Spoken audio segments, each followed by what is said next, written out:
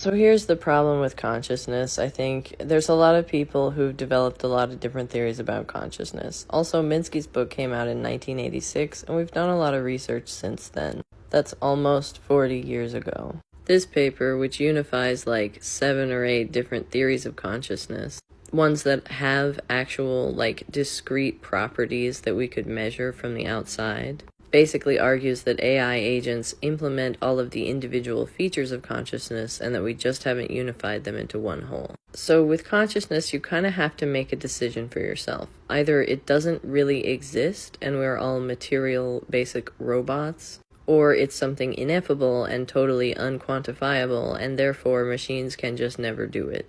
Here's the problem, though. If you're not asking the question and you're sort of punting the ball because you like the feeling of feeling special over a machine, that is the same impulse that humans have used to subjugate other humans, and you need to examine that impulse. Because if we did actually make something that did have a conscious experience, then you would be dismissing that consciousness because of your own comfort and needs. And dismissing the consciousness and sapience of another developing intelligence is like maybe a war crime. It's how we get to racism. It's how we get to like slavery and subjugation. When we try to define some things out of their like conscious right to exist, then we do awful stuff.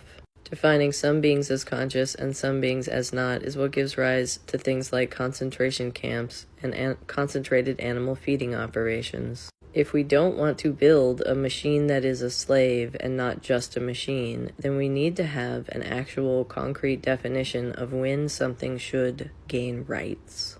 Why should we care about this before humans? We shouldn't. There are people working on human rights stuff. I'm not saying, hey, they should switch focus. I'm saying, hey, we as computer scientists need to know. We really do need to know. And when we punt the ball and say, well, it's something ineffable and we can't put our finger on it, really all we're saying is, I deserve this and another thing does not.